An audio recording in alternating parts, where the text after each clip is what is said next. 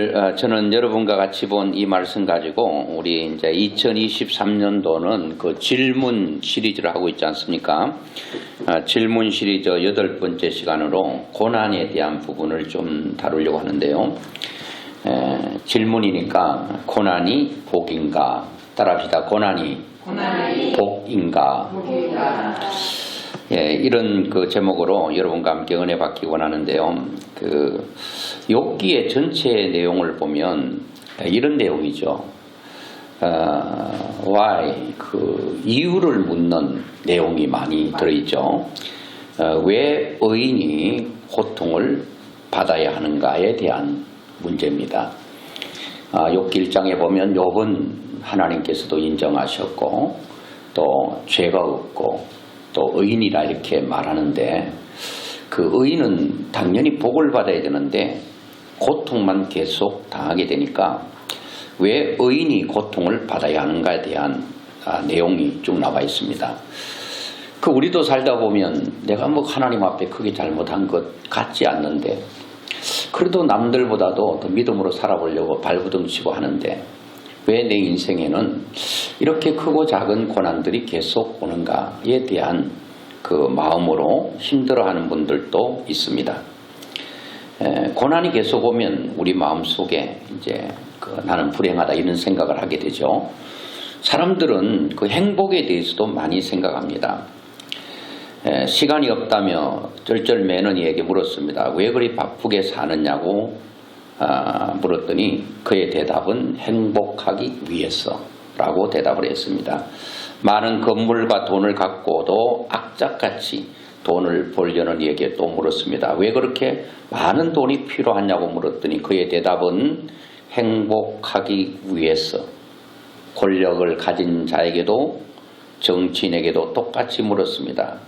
왜 그렇게 큰 권력이 필요하냐고 물었더니 행복하기 위해서.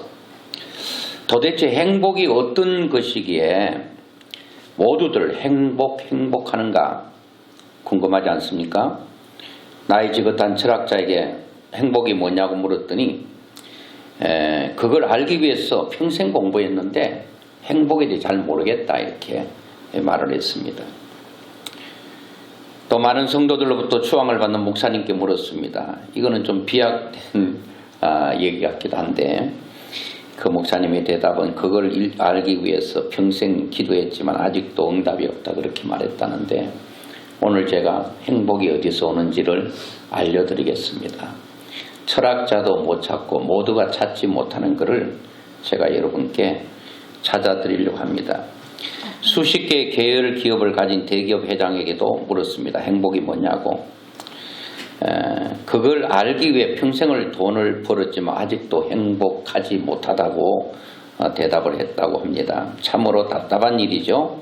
행복을 찾기 위해 많은 사람들을 만났지만 해답을 찾지 못하고 돌아오던 길에 어떤 사람이 추운 거리에서 구걸하는 거린을 만나서 물었습니다. 행복이 뭐냐고 이렇게 물었더니 그의 대답은 너무나도 간단했습니다. 복잡하지 않았습니다. 오늘 저녁 먹을 끼니와 잠잘 곳만 있으면 행복한 것이 아니냐 이렇게 물었습니다. 여러분들은 밤이 되면은 들어가서 기거할 집이 있죠. 여러분 하루 3끼 드실 식사할 식량이 있죠. 근데 누구는 산더미처럼 쌓아놓고도 행복이 없다는 사람이 있고 어떤 사람은 한 끼에 식사만 있어도 내 몸을 누일 수 있는 공간만 있어도 행복하다고 말하는 사람과의 차이는 과연 무엇이 있는가? 행복은 그리 먼데 있지도 않고 미래에 있지도 않고 돈으로 살 수 있는 것도 아니고 훔쳐올 수도 없는 것이고 그래서 나의 행복관을 바꿔야만 행복할 수 있다는 겁니다. 그래서 저는 오늘 말씀드린 것처럼 욥기서를 통해서 진정한 행복이란 소유에 있지도 않고 하나님을 만나는 데 있음을 분명하게 말씀을 드리려 합니다. 답을 미리 알려드렸습니다. 지난주에 제가 욥이 당하는 고난 5가지를 얘기했습니다. 그 5가지를 어떻게 그 엄청난 시련과 고난 앞에서도 욥이 하나님을 향하여 원망하지 않고 감사할 수 있었는가에 대한 얘기를 했습니다. 여러분, 그것은 물질, 그리고 자녀, 그리고 건강, 그리고 관계, 그리고 영적인 부분까지도 흔들렸던 욥이 어떻게 그 엄청난 시련 앞에, 그 벽 앞에 무너지지 아니하고 그걸 이기고 극복하고, 말하자면 하나님께서 엄청난 어려운 시험 문제를 냈는데 그것도 한 문제가 아니고 인생이 당하는 토탈 그 고난을 어떻게 다 높은 점수로 통과했는가 하는 것입니다. 그걸 다 통과했어요. 그 넘지 못할 장벽을 뛰어넘었습니다. 다 합격했습니다.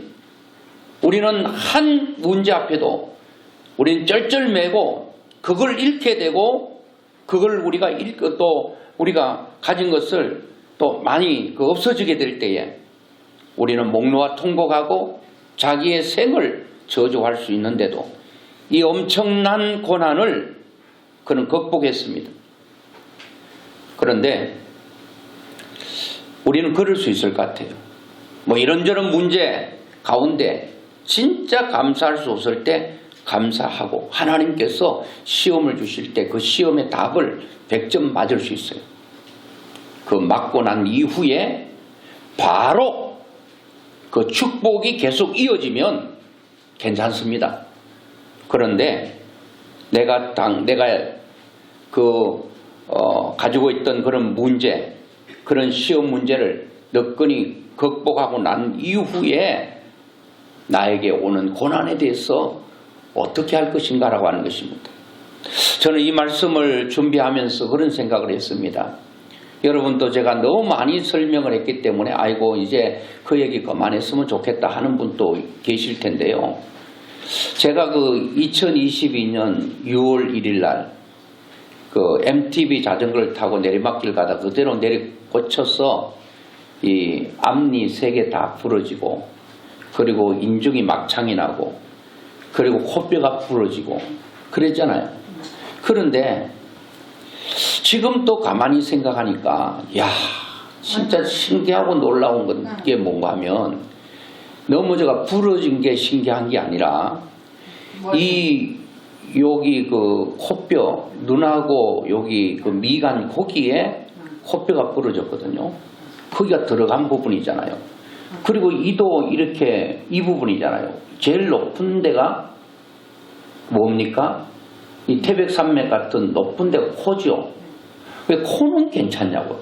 코. 옛날 넘어질 때 아무것도 없는 줄 알았어요. 제일 먼저 부딪히는 코인데 코는 괜찮아.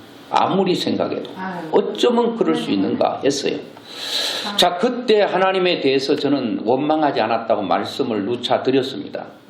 그런데 여러분, 그 어려운 고난 가운데 6개월을 너무 고통 가운데 지내면서 이제 시간이 흘러가면 나아지겠거니 하고 지나오는 거죠.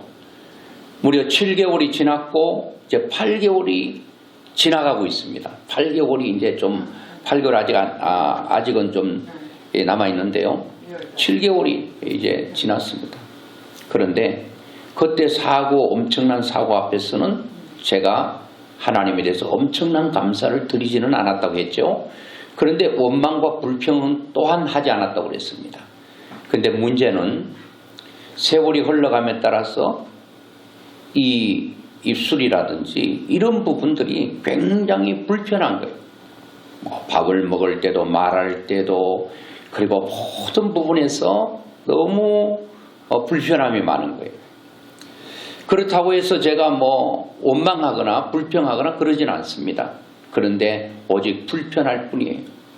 그러면서 우연찮게 제가 18년 전에 그 찍은 사진이 이 카톡에 올려졌더라고요. 그래서 제가 제일 먼저 그걸 사진을 보면서 어디를 봤게요? 당연히 박대해가지고 입술을 봤지요. 입술을 봤는데 야, 제 입술이 늘 이쁜 줄 알았는데 사고 나고 난 후에 이쁜 줄 알았거든요. 진짜 입술을 보니까 너무너무 이쁘더라고요. 지금은 그 이쁜 입술을 볼 수가 없어요. 그 다치기 전에는 여러분 건성으로 봤기 때문에 얼마나 이뻤는지를 잘 모르겠는데 사진으로 보니까 알겠더라니까요. 여러분 그렇습니다. 우리 인생 가운데 큰 문제가 있을 때 그 문제는 그 순간은 엄청난 문제여서 극복했어요. 감사로 극복했는데 근데 문제는 그 문제가 있고 난 후에 다 통과하고 한순간에 물질과 자녀와 그리고 관계가 어그러지고 자기 몸에는 건강을 다 잃고 아무리 둘러봐도 가진 것이 없고 잡히는 것이 없는 그 순간에는 하나님을 향하여 감사를 했는데 이제 그 감사가 지나고 난 후에는 바로 뭐가 따라오는가 하면 삶이 따라오는 것입니다. 생활이 따라오는 거예요. 그때는 하나님을 향하여 감사하고 살아가는데 당장 물질이 다 사라지고 나니까 먹어야 되는데 입어야 되는데 그리고 뭔가 씨앗을 사고 논에 뭘 뿌려야 되는데 nothing 아무것도 없어. 여러분 우리가 어떤 엄청난 시험과 문제 앞에 고난 앞에 하나님을 향하여 감사합니다 했는데 바로 축복이 연이어 줄줄이 사탕으로 따라오면 아무런 문제가 될 게 없습니다. 아무런 고민과 근심할 거 없습니다. 그런데 그런 엄청난 문제를 통과하고 난 후에 실제로 삶과 생활이 딱 부딪힐 때에 그것도 한순간에 끝나는 것도 아니고 계속 그 고난이 지속된다고 한다면 우리는 이 감사의 벽을 뛰어넘고 합격하고 난 후에 이제 42장으로 가면 하나님께서 다시 회복을 시켜주는데 이 고난과 회복 사이에 오는 갈등 속에서 우리는 몸부림쳐야 된다는 거예요. 우리의 삶이 어떤 사람은 순교가 참 어렵죠. 순교가 어렵습니다. 그런데 순교는 한순간으로 끝날 수 있어요. 그런데 우리의 삶은 우리의 삶의 순교라는 말도 쓰잖아요. 삶의 순교. 살아가는 자체가 힘들고 어려우면 그게 순교일 수도 있다는 거예요. 그래서 욥은 그 엄청난 시련과 시험은 통과하고 났는데 nothing 아무것도 없습니다. 그때부터 고난이 또다시 시작되는데 엄청난 삶의 피부로 느껴지는 고난, 그 고난 앞에서 욥은 어떻게 했는가? 하나님께서 이 욥에게 그런 신앙이 철저한 욥에게 이 고난이 필요했었는가? 고난이 우리에게 유익으로 돌아오겠는가 하는 것입니다. 당장 그 순간은 정신없고 그래서 물질이 없어도 주신 자도 가져가신 자도 하나님이시라고 하면서 그 이름을 찬송을 했습니다. 그리고 난 후에 보니까 너무나 답답하고 힘든 거예요. 물질이 없어, 돈이 없으니까. 써야 될 것 있는데, 필요한 것 있는데 아무것도 할 수가 없으니까 얼마나 힘들겠어요. 자녀가 7남 3녀가 한순간에 세상을 떠났을 때 하나님께 감사했습니다. 그런데 시간이 지나감에 따라서 오는 그리움과 보고 싶음이 견딜 수 없는 고난으로 오는 거예요. 여러분, 자녀를 잃었거나 먼저 세상을 떠난 그 부모들 얘기를 들어보면 어릴 때 그 아이가 세상을 떠났든지 잃어버렸을 때에 계속 그 아이가 1년 후에 내 아들은 몇 살 됐을 텐데 그 아들의 나이를 그 딸의 나이를 가진 사람 볼 때에 미쳐버릴 것 같은 고통을 느끼는 거예요. 아이고, 내 아들도 살아있었더라면, 내 딸도 잃어보지 않았더라면, 요 정도의 나이인데 이제는 학교 갈 나이고 졸업할 나이고 결혼할 나이고 애를 낳아야 될 나이고 그런 고통에 몸부림칠 수 있다는 거예요. 그때도 내가 입을 열어서 그 고난과 아픔을 통해서 우리가 하나님 앞에 감사할 수 있는 거예요. 어떤 분이 전화 왔어요. 손주를 보고 있는데 너무 속이 상하니까요. 12시가 넘었는데도 그 집을 뛰쳐나오고 싶었대. 그래 결국은 뭐 콜을 해도 뭐 늦은 시간에 안 오고 하니까 결국은 자기 사이에 차를 타고 딸 집으로 피신했다 그러더라고요. 그럼 뭐 꼭 그렇다고 해서 그 다음날 또 애를 보러 안 갔는가? 또 갔다는가? 그러니까 이 자식이라고 하는 것은, 부모라고 하는 것은 내가 눈 감기 전까지 계속 나이 되면 결혼 안 하면 결혼해야 되는데, 결혼하면 애 낳아야 되는데, 애 낳았는데 건강한 아이 낳아야 되는데, 낳았는데 공부 잘해야 되는데, 잘생겨야 되는데, 이뻐야 되는데, 뭔가 특출나야 되는데, 그리고 애를 또 돌봐주는데 말은 안 듣고 할머니처럼 12시가 된데 속에 막 우라통이 터져 튀쳐나오고 싶은 그런 충동도 있단 말이에요. 그런데 여러분, 그런데 욥에게는 이런 자녀를 잃고 바로 그 자녀에 대한 그리움이 그야말로 온몸을 덮었을 까, 그야말로 미쳐버릴 것 같은 마음이 있었을 까. 비록 아내가 하나님을 욕하고 죽어버리라고 했지만은 아내가 없으니까 너무 힘든 거예요. 누구하고 말할 상대도 없고, 그래도 뭐 위우나 고우나 함께 있는 것이 얼마나 힘이 됐는가를 알았을까. 아무리 둘러봐도 자기에게 힘이 될 사람은 없어요. 친구들이 욥이 고난당한다는 얘기를 듣고 4명이 왔습니다. 하는 얘기가 뭡니까? 반드시 의인은 축복을 받게 되는 것이고 죄인은 고난을 받는 것이 정석이야. 그러니까 결론적으로 너가 이렇게 큰 고통을 당하고 고난을 당하는 이유는 너가 죄를 지었기 때문이야. 이렇게 계속 공격하고 공박합니다. 아예 없으면 좋겠어요. 친구가 아예 위로하러 왔다가 그 욥의 모습을 보고 욥인지 몰라봤다 그러잖아요. 온 얼굴에 그냥 헌대로 그냥 뒤덮여지고 완전히 뭐 짐승처럼 하고 있으니까 그때 그 친구들도 가슴 아파했습니다. 그리고 난 후에 한 사람 두 사람 돌아가면서 욥을 계속 공격합니다. 그러니까 욥이 거의 미쳐버릴 지경에 놓이게 됐다는 거예요. 이게 우리의 삶의 현장이고 현주소라고 하는 것입니다. 이럴 때 믿음의 사람들이 어떻게 할 것인가 하는 것입니다. 하나님은 이 고난이 욥에게 필요해서 허락하신 것이고, 또 하나님께서 여러분과 저에게도 살아가면서 뭐 물질로 어려움 당할 수 있죠. 자녀 때문에 어려움 당할 수도 있죠. 건강 때문에 아파할 수도 있습니다. 그리고 내 영적으로 흔들리는 믿음 때문에 갈등할 수도 있다는 거예요. 그런 문제들이 있을 수 있다는 거예요.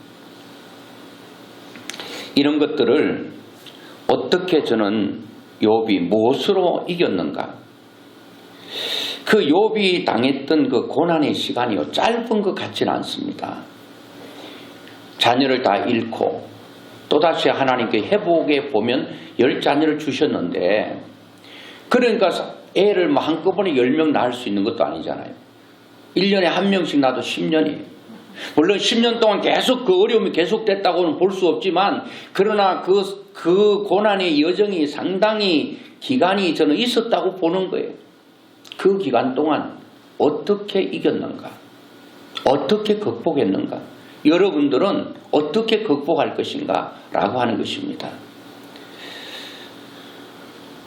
욥은 그런 엄청난 고난 후에 현실에서 오는 그런 피부로 느껴지는 고난을 어떻게 극복했는가? 첫째로 보면 내 삶을 아시는 하나님을 믿음으로 극복했다고 봅니다. 자, 오늘 본문 23장 10절에 보니까 나의 가는 길을 오직 그가 아시나니, 할렐루야, 아신다는 것. 아시는 분. 여러분들이 속이 끓고 답답하고 힘들고 어려울 때 여러분들의 마음을 진정으로 알아주는 그 누군가 있습니까? 사람들은 몰라요. 말해야 알고 말해도 그렇게 느껴지지가 않아요. 상대의 팔 하나 잘려줘도 내 손톱 밑에 가시 하나 들어간 게 더 아픈 거예요.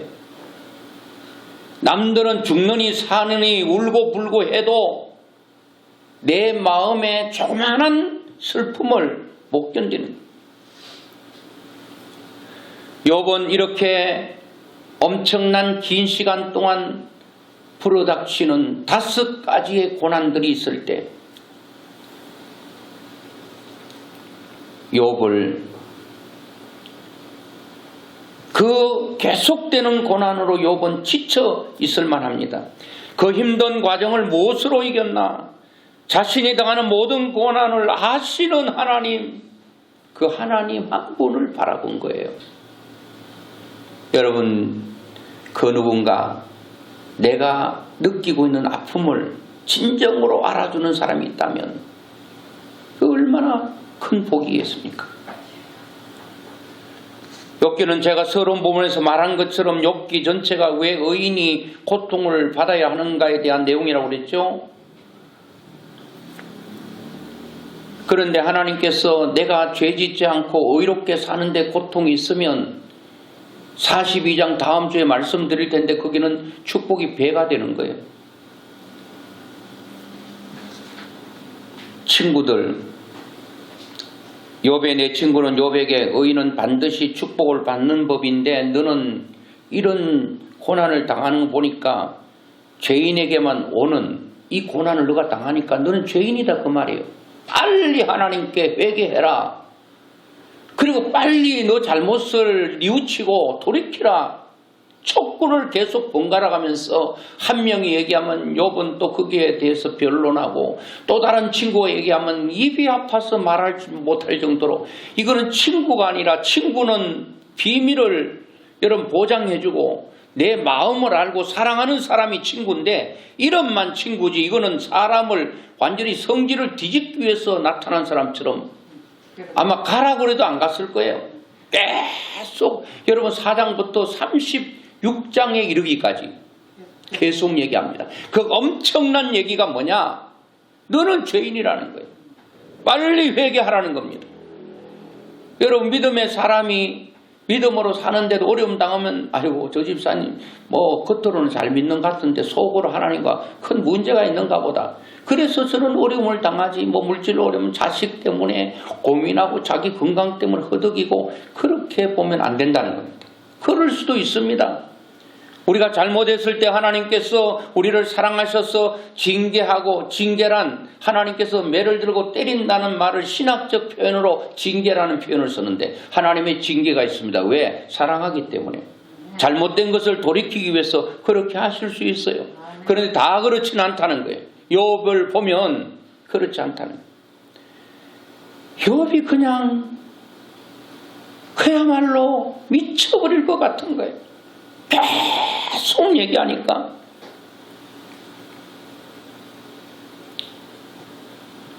그 회복될 때까지 보면 그뿐만 아니에요.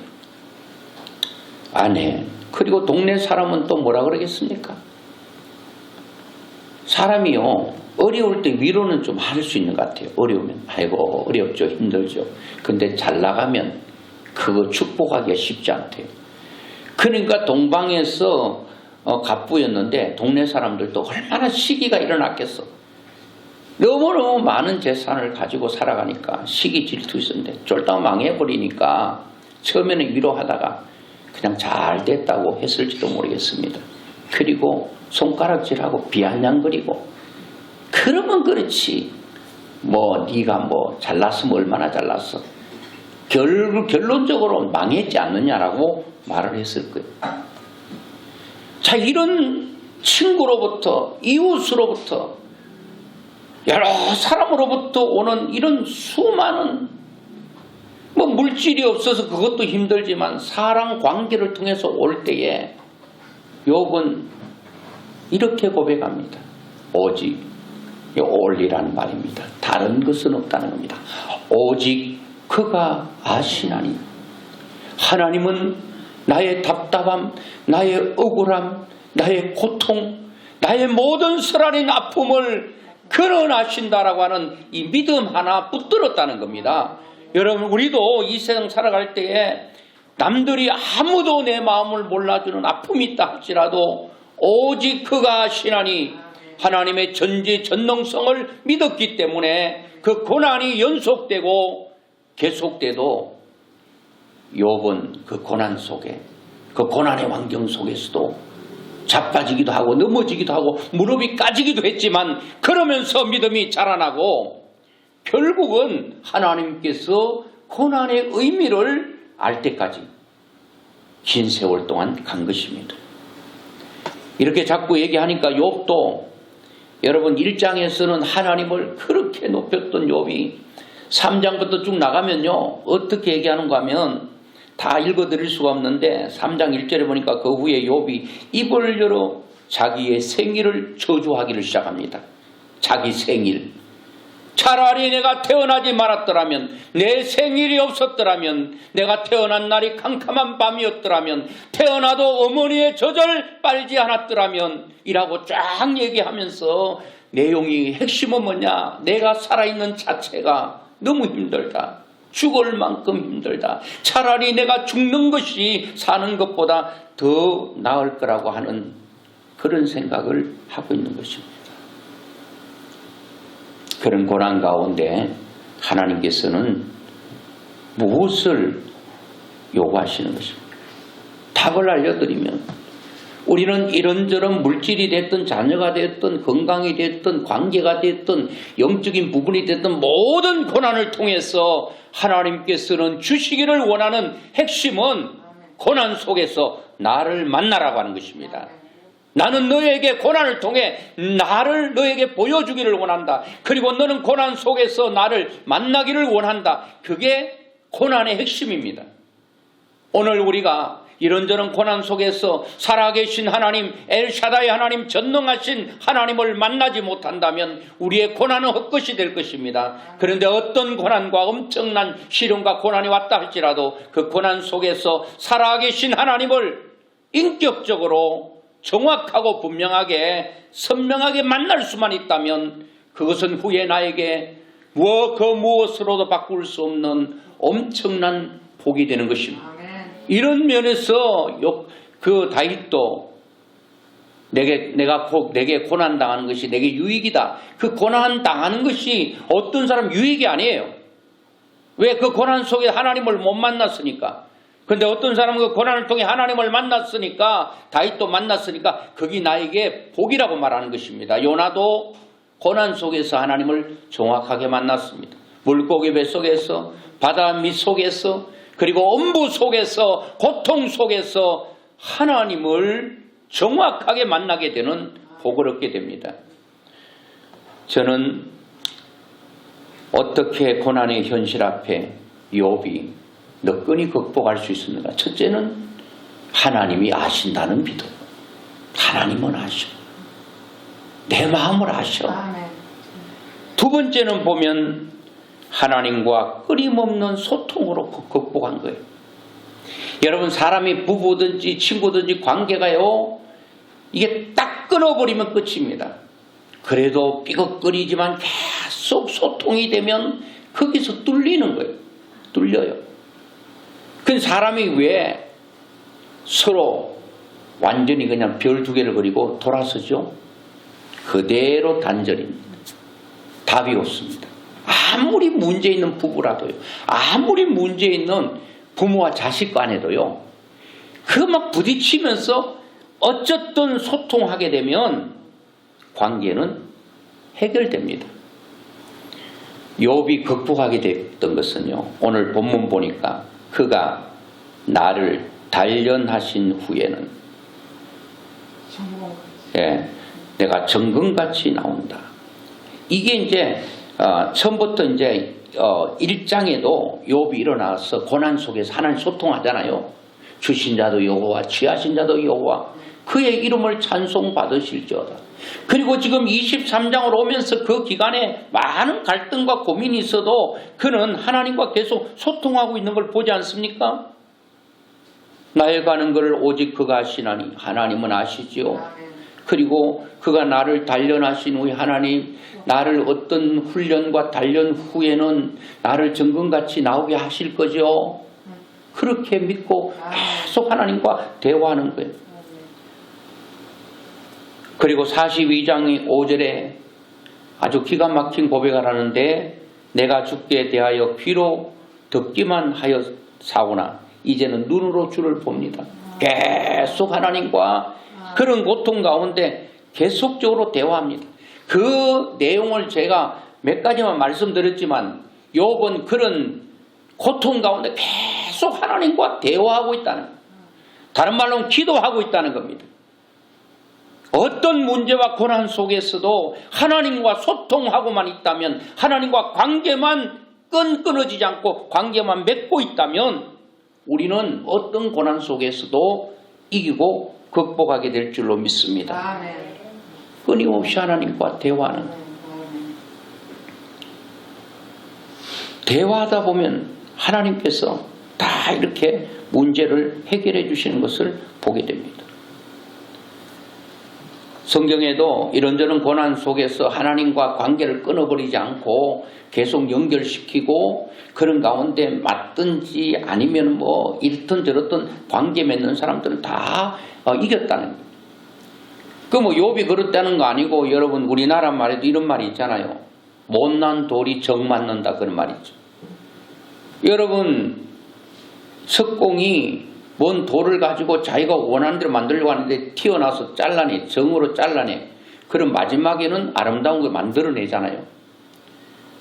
계속 기도하는 하나님 나를 단련하신 후에 나를 새로운 사람으로 만드실 거죠. 내가 이렇게 불과 물로 계속 불에 들어갔다가 물에 들어갔다가 두들겨 맞고 해서 마지막에는 기가 막힌 작품이 나올 것을 내가 믿어요 하면서 하나님 앞에 계속 대화하다 보니까 되는 거예요. 극복하게 되는 거예요. 이것이 끊어지면 안 됩니다. 하나님과의 대화가 단절되면 안 됩니다. 대화만 단절되지 않으면 여러분 어떤 시련 가운데 이 5가지 모든 것들을 욥이 극복하기 이겼던 것처럼 여러분도 극복하게 될 줄로 믿습니다. 어떤 사람은 어려우니까 하나님하고 대화 안 해. 내가 이제 하나님이라 하자 부르나 봐라. 자기만 손해지. 어차피 우리는 모난 부분이 잘려나가야 될 것 같은 고난을 통해 만들어지는 거예요. 하나님께서 이 고난을 절교하시는 게 아니에요. 이 사람은 고난이 없으면 이게 여러분 사람이 제대로 만들어지잖아요. 나는 안 맞아도 제대로 된다. 그거는 내 생각이고 사람이 만들어지는 거 보면요. 고난을 통해서 만들어지는 것을 보게 됩니다. 마지막으로 어떻게 그 현실의 고난 속에 잘 극복했는가. 저는 볼 때에 꿈과 비전이 있었기 때문에 극복했다고 봅니다. 오늘 23장 후반절에 보니까 내가 정금같이 나오리라. 지금은 계속 고난이에요. 너무너무 힘들어요. 용광로 속에 들어갔다 나왔다 두드려 맞고 이러다 보니까 친구들이 치지 또 동네 사람들이 치지 물질이 치지 건강은 그때 완전히 언제 회복됐는지는 잘 모르겠는데 그런데 그 건강이라 여러 가지들이 있을 때에 욥은 내가 정금같이 나온다라고 하는 것을 꼭 믿었어요. 나는 이렇게 고난이 있어도 망하지 않는다. 반드시 하나님께서 나를 이전의 욥과 다른 욥으로 만드실 거야.